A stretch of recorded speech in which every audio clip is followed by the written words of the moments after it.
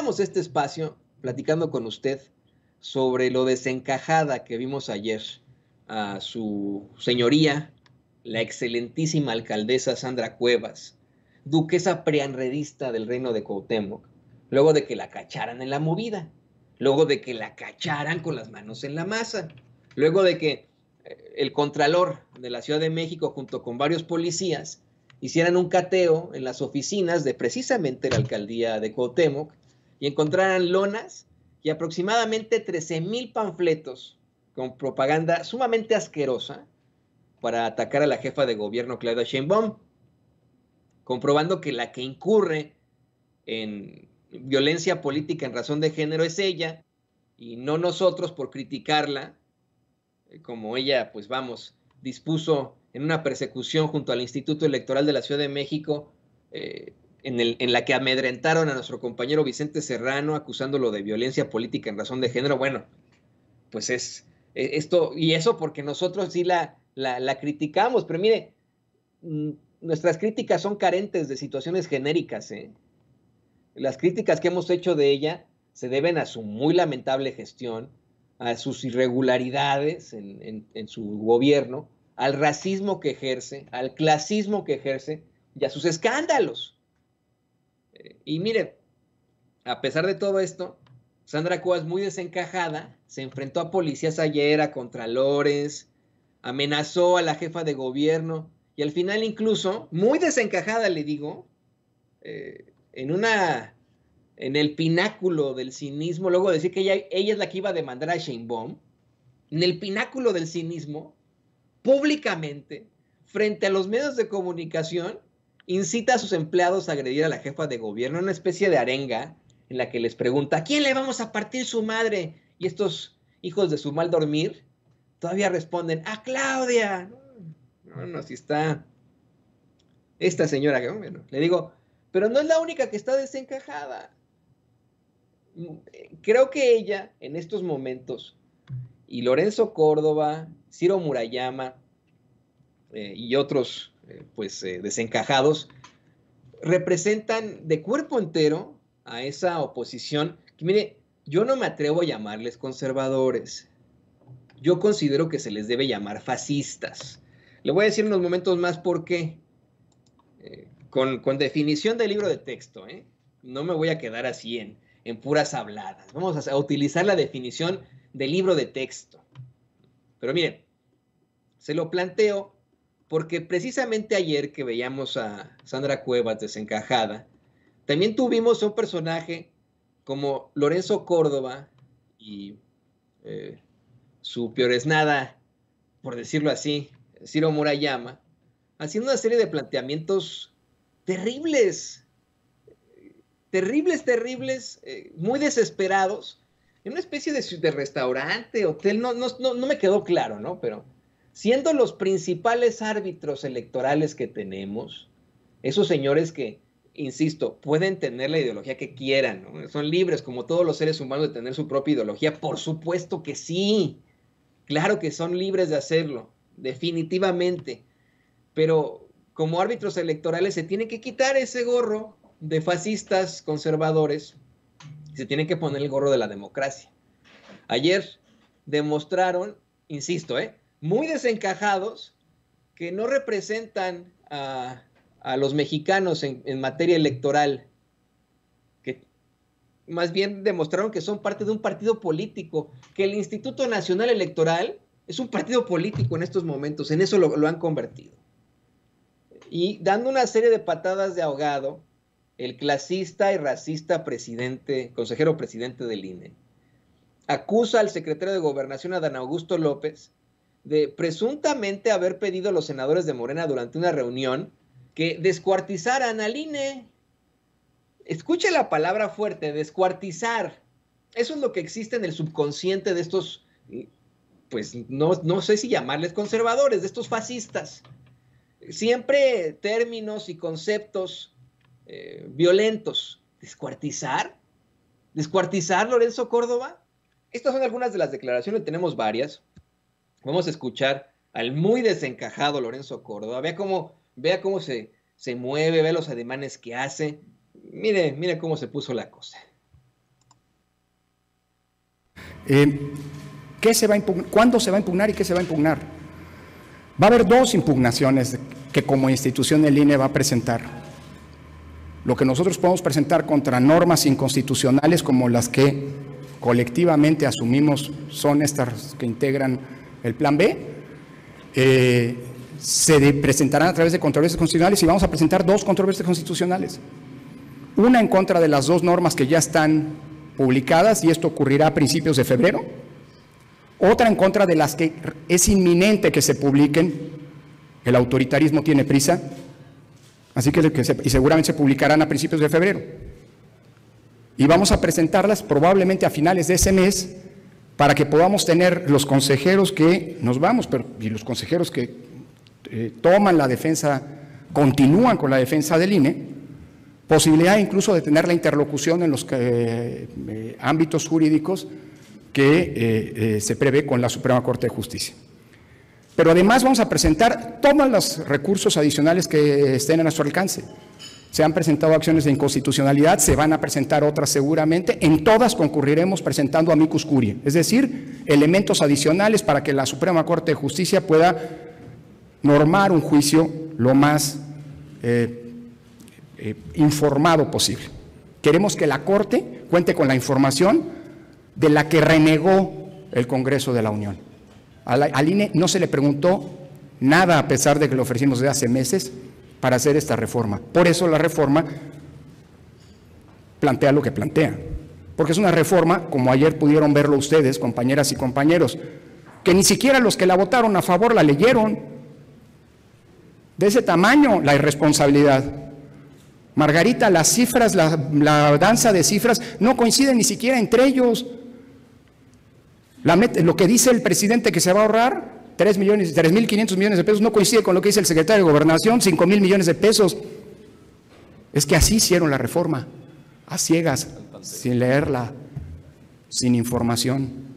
Ninguno de los diputados que la votó ni de los senadores ha hecho elecciones y no le preguntaron a quienes saben hacerla. Segundo punto que quiero plantear.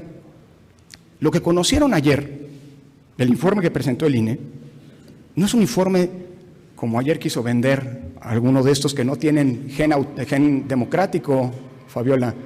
La mejor prueba de que en México no todos los mexicanos son demócratas. Fíjese, ha causado mucha controversia que Lorenzo Córdoba y su pioresnada Ciro Murayama, en este libro que supuestamente escribieron en coautoría, nos ofendan a los mexicanos al decir que en nuestro mapa genético no existe la democracia, ¿no? O sea, después de que Lorenzo Córdoba demostró su racismo hace algunos años, su clasismo, al ofender y burlarse de los pueblos originarios, de los pueblos indígenas de México, todavía se atreven estos cuates a decir que en los mexicanos no existe un gen de democracia. Y ahora, y lo insiste, ¿no? Insiste en estas declaraciones.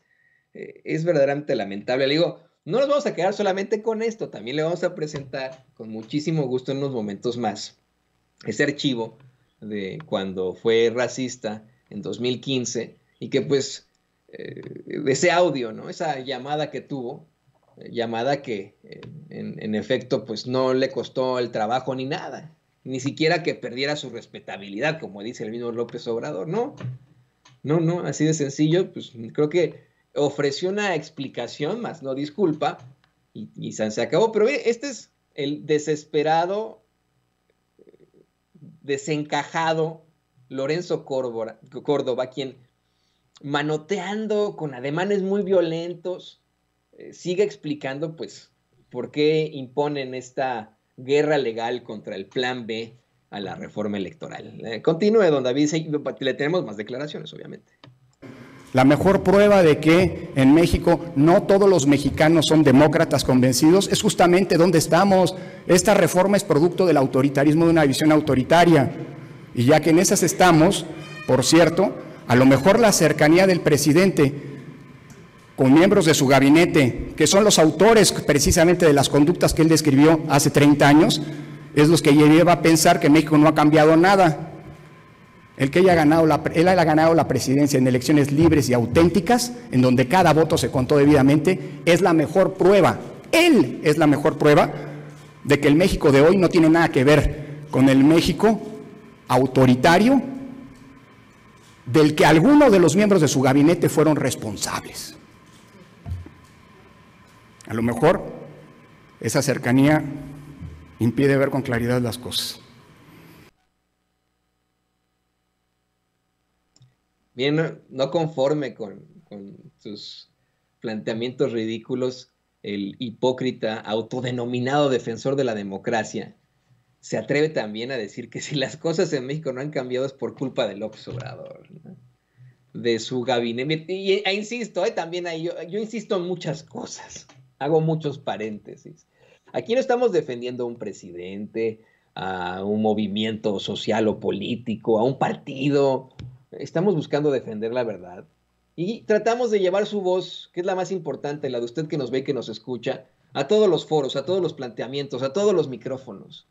Es usted el que nos lo dice aquí en los chats, este desprecio que siente por personajes racistas, clasistas, discriminadores como Lorenzo Córdoba. Por supuesto que me parece ridículo que se atreva a decir que si las cosas en México no han cambiado es por culpa de López Obrador, de su gabinete, de sus legisladores que actúan igual que los políticos de hace 30 años. Hay más declaraciones de este sujeto. Adelante, don David. Es frecuente que el diputado Mier, dadas las circunstancias, mienta. Mintió con las cifras de los fideicomisos. Mintió con las consecuencias de las reformas. Y también miente con su interpretación de la historia. No sé dónde andaba el diputado Mier en aquellas épocas. No estaba en Morena. No sé si seguía en el PRI en 2014, pero no sé. Y eso no tiene nada de malo. Lo que sí sé es que en 2014 muchos de los que hoy están en Morena votaron a favor de la designación del Consejo, de quienes hoy estamos por terminar nuestros encargos. Como en 2017 muchos diputados de Morena votaron por la segunda generación y en 2020 votaron por la otra. A lo mejor lo que no les gusta es que quienes hayan votado ejerzamos nuestros cargos con autonomía. Por lo demás, que el diputado Mier diga lo que quiera. Sí, porque eso lo establece la Constitución y además ya lo dijo el órgano que interpreta la Constitución, que es el tribunal. Así que más les vale a los diputados, al menos en este caso, cumplir con lo que dice el órgano que interpreta la Constitución, porque si no van a desacatar sentencias. ¿Más les vale a los diputados? Es que mire cómo se mueve, vea estos ademanes violentos y etcétera, vea lo desencajado. Pero ¿cómo que más les vale a...? Oiga, definitivamente es el discurso de un fascista.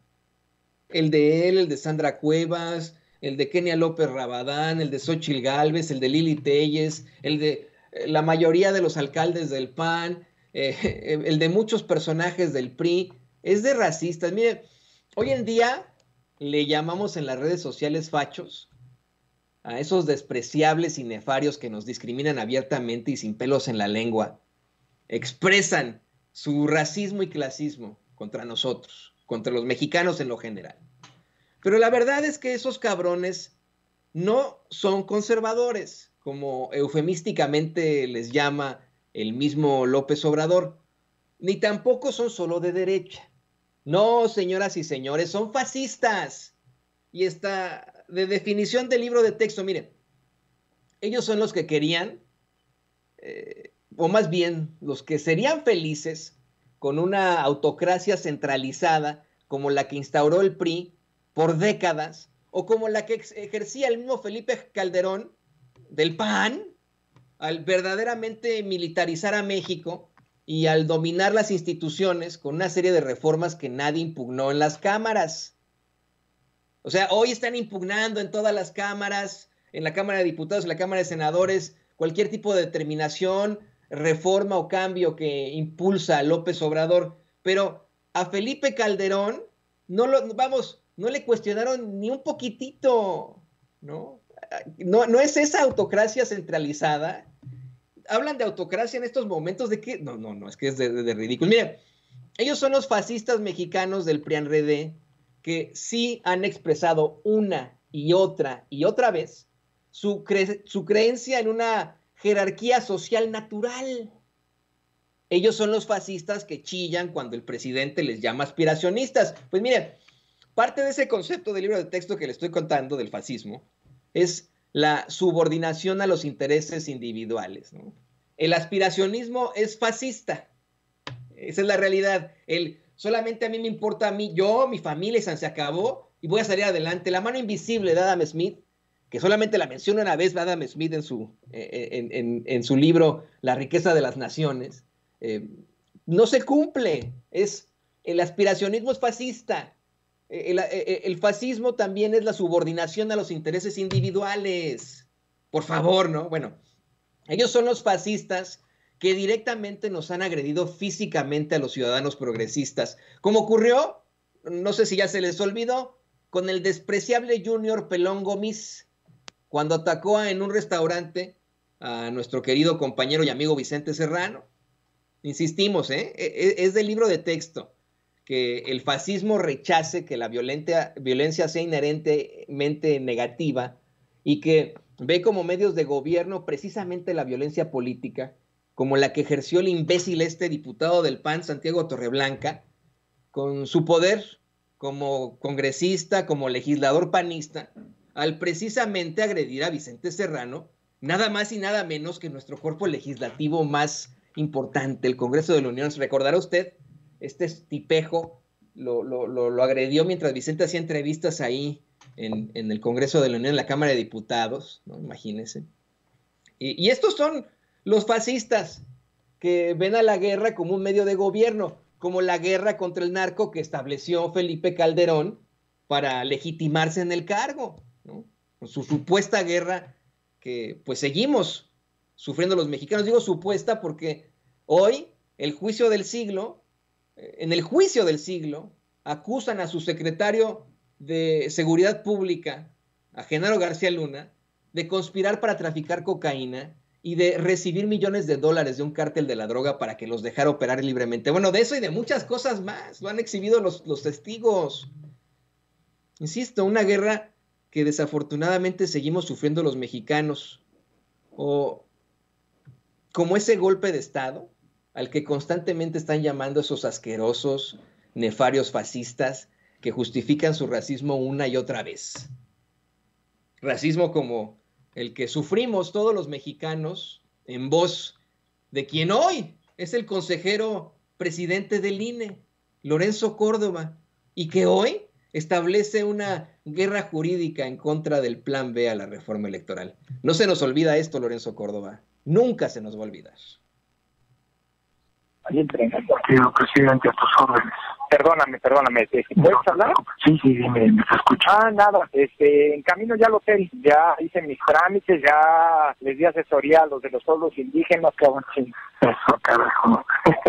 No, mames, cabrón. No, hay que escribir, ¿te acuerdas? O sea, de veras, unas crónicas marcianas desde el INE, cabrón. Sí. No, siempre el nuevo Ray Bradbury Rey. No, exactamente. Y Ray Bradbury Reloaded. No, mami, es que desde las dramáticas reuniones con los padres de Ayotzinapa hasta esto, cabrón, que es, a ver, güey, había no voy a mentir, te lo voy a decir como hablaba ese cabrón. Digo que me decían, yo, jefe, gran nación chichimeca, vengo Guanajuato, yo decir a ti, o diputados para nosotros, o yo no permitir tus elecciones.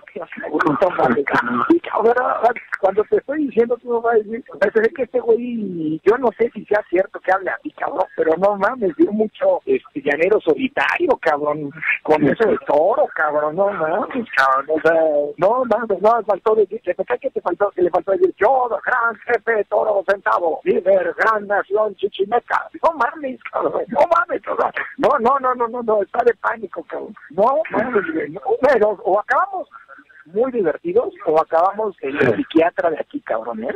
Claro. Pero bueno, ¿cómo van? ¿Bien? Bien, vamos bien. Pues en cuanto llegues me dices, ya Miguel Ángel tiene la instrucción de tomar el relevo de la reunión. No, en cuanto llegue, entro ahí y saludo, tranquilo. Bueno, sale. Vamos a tener que salir luego. ¿Sí? Sale. Gracias. Abrazote. Igual, bye. Y todavía se preguntan y todavía nos acusan a muchos de nosotros de tener campañas en contra del INE. Mira, hace algún tiempo esta señora que tenían como corresponsal en la mañanera y que luego se convirtió en la corresponsal de Milenio en el INE, nos acusó de establecer una campaña en contra del Instituto Nacional Electoral y no sé qué. Cuando insisto, hemos presentado única y exclusivamente pruebas, hemos hecho este tipo de planteamientos con todo el rigor periodístico.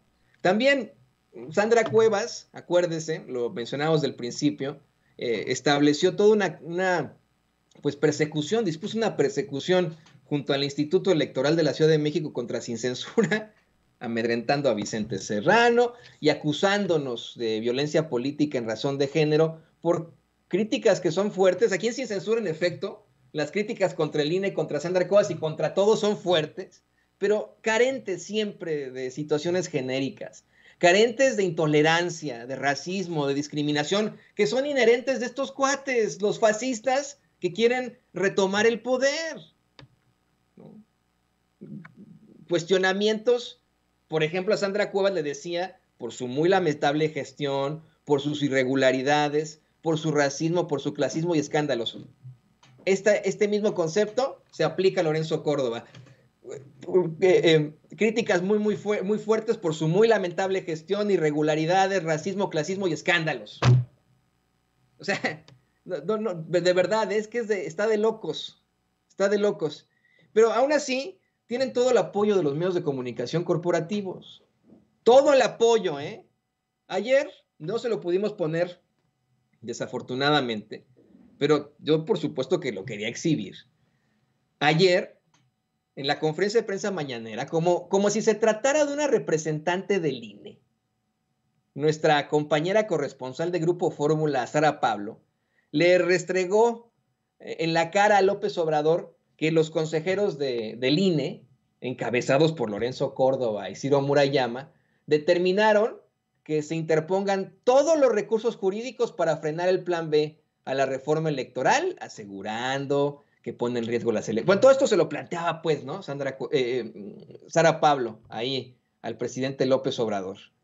Y la respuesta que dio López Obrador fue devastadora para el INE, para los medios corporativos y para los fascistas mexicanos que hoy dicen encabezan una unión en el PRIAN-RD para retomar el poder. Sí, ellos quieren retomar el poder, estos asquerosos. Vamos a revivir este momento de ayer, creo que es importante, ahora que tenemos tiempo, ahora que terminó la conferencia más temprano, para que usted y yo lo podamos comentar. Gracias, presidente. Buenos días. Ayer los consejeros del INE acordaron impugnar, por todos los medios dijeron, el plan B en materia electoral porque consideran que contraviene la Constitución. También ellos dicen que se pone en riesgo la organización de las elecciones en el 2024, hablan de incertidumbre en la colocación de casillas, conteo de votos, que la posibilidad de que los ciudadanos voten de manera igualitaria no se garantiza. Es más, Lorenzo Córdoba dice que la Suprema Corte tiene la responsabilidad de salvar la democracia. Preguntarle ante todo esto, por un lado, si a usted le preocupa la organización de las elecciones en el 24, ya con estas advertencias que se hacen desde ahora. Preguntarle también si ya ha tenido contacto su gobierno con la presidenta de la Suprema Corte y si confía en los ministros que al final van a ser quienes avalen o no este plan B en materia electoral. Y también en abril se van a sustituir a 4 consejeros del INE. Si usted apostaría que con esta renovación pues haya también un cambio de fondo en el órgano electoral. Pues mira, están usando esto de bandera para hacer politiquería, porque no hay ningún problema. Lo dije ayer, lo repito ahora. Ganaron porque van a seguir teniendo presupuesto más que ningún otro organismo en el mundo, porque engañaron a muchos con la consigna de que el INE no se toca. No se van a reducir los diputados, van a seguir siendo 500. Nosotros planteamos que fuesen 300. Van a seguir recibiendo los partidos miles de millones de pesos. Van a seguir siendo los partidos los que elijan las cúpulas de los partidos. Claudio, pues, uno, o dos o tres, los que nombren a los consejeros, porque no quisieron, nos ganaron y no quisieron que el pueblo eligiera a los consejeros del INE, porque le tienen miedo al pueblo, porque ellos pertenecen a la oligarquía, no son demócratas, de verdad, son de mentira. Entonces ahora, porque se presentó una ley que no tiene alcances mayores, nada más es bajarles el sueldo porque ganan muchísimo dinero,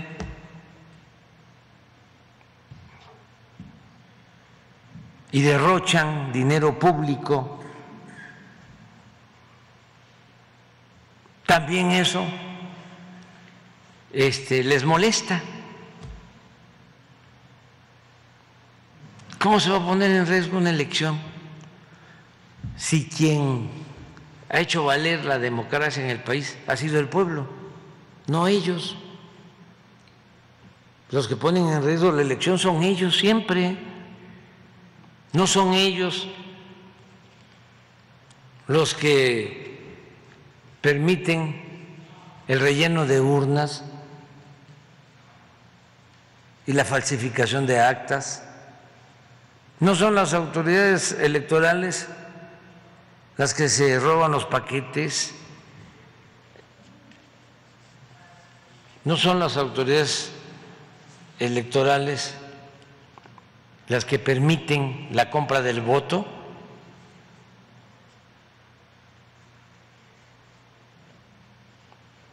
¿Qué no son estos los que le dieron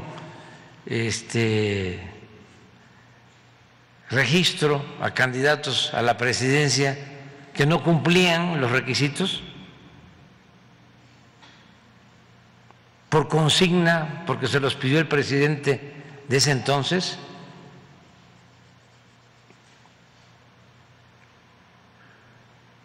Que se vayan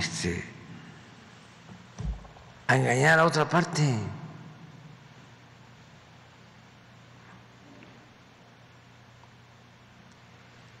Lo que quieren es seguir atacándonos.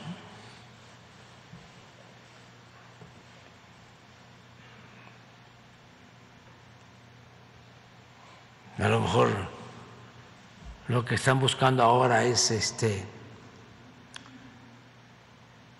salir a la calle para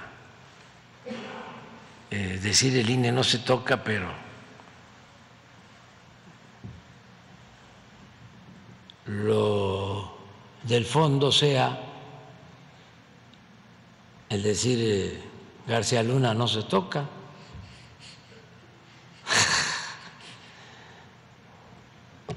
porque eso los trae nerviosísimos.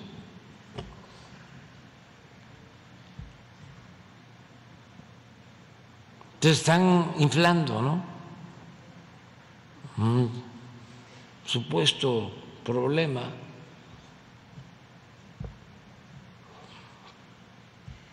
Y que el Poder Judicial resuelva. ¿Tiene confianza a los ministros? No. No. Quizás algunos, 1, 2, 3. La mayoría viene del antiguo régimen y no se atreven a llevar a cabo una reforma de fondo en el Poder Judicial. Aquí lo estamos viendo.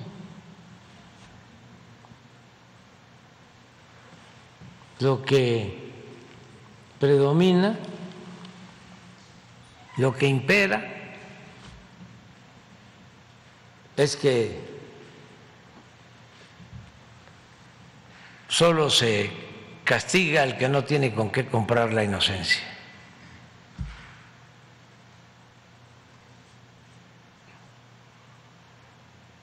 Ya deberíamos de pensar si le seguimos llamando Suprema Corte de Justicia, si acaso del derecho, porque todo esto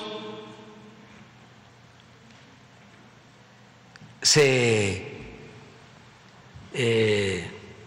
protege o se usa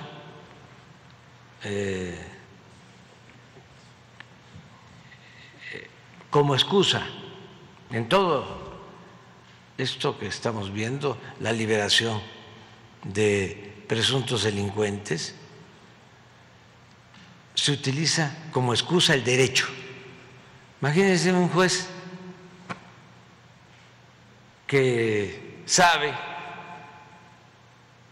que hay 5 expedientes o que ya hay gente que entró a la cárcel 2, 3 veces y que están acusados de homicidio y que están acusados de narcotráfico y que porque no se mostró que en la bolsa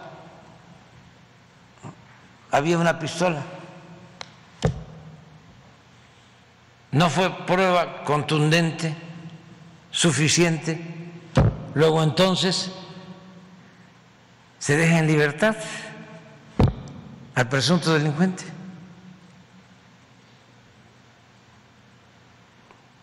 ¿Qué no, si se buscara la justicia, el juez que tiene que representar a la sociedad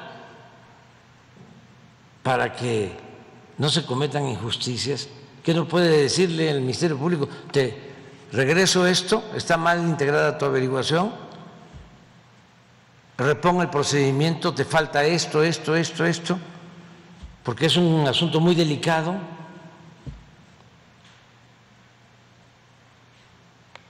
Y se repone el procedimiento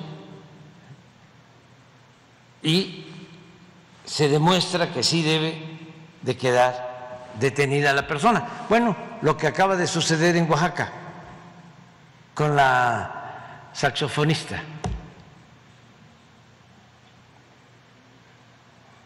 Había voluntad de atender el asunto, sale un juez, dice, queda en libertad o se va a su casa.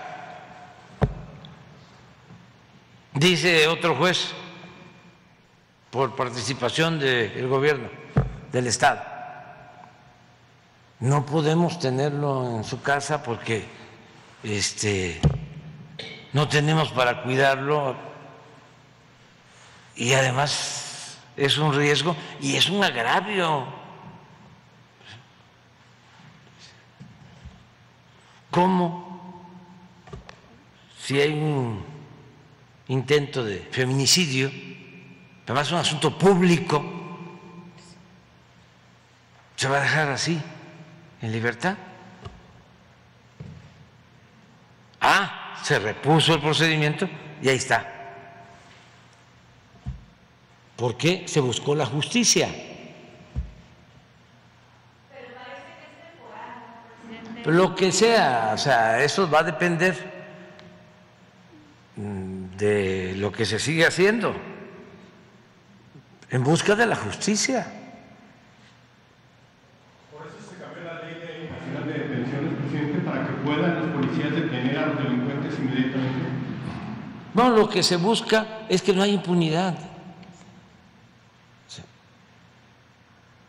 que se acabe con la corrupción, que se acabe con la impunidad.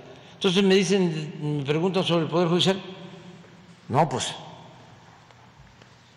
tienen que limpiar de corrupción el Poder Judicial.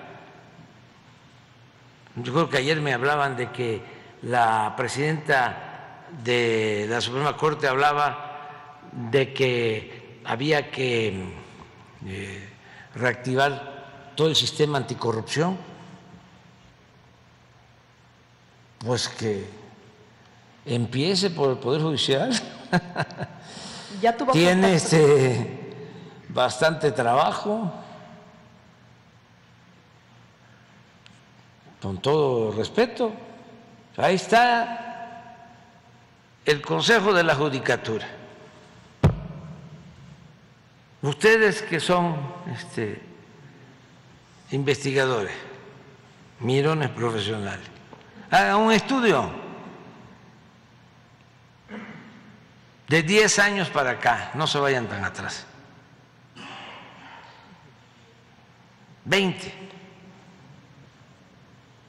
¿A cuántos jueces, magistrados y ministros ha sancionado el Consejo de la Judicatura?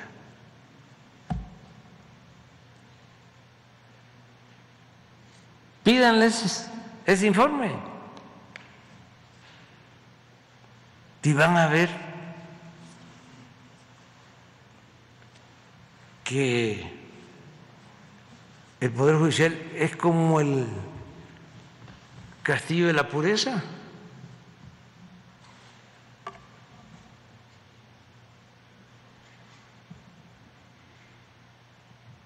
Entonces hay que seguir insistiendo en esto.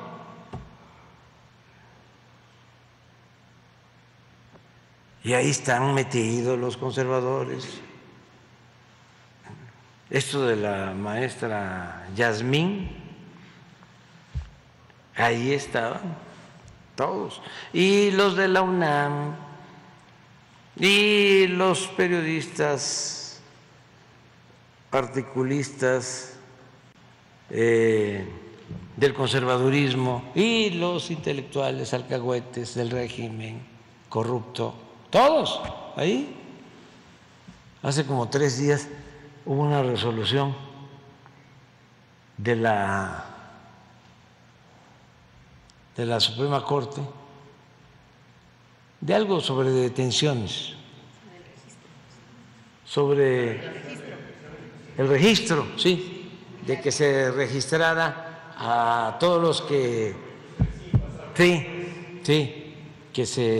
que se les detenga, que se les registre. Eso es básicamente. Y estaba yo viendo un mensaje de esta señora del bloque conservador muy activa, Denise Dresser, sí, echándole la culpa, a ver si buscas el Twitter, a la señora abogada Yasmín. De ayer pregunté si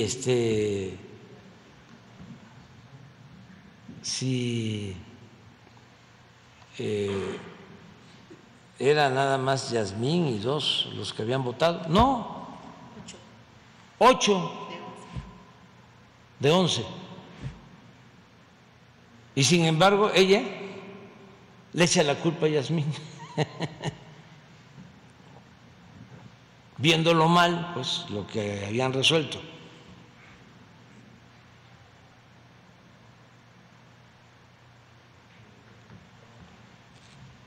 Entonces, eso es lo que puedo comentarte sobre estos del INE. Pues, presidente, ya yo tuvo... creo que en la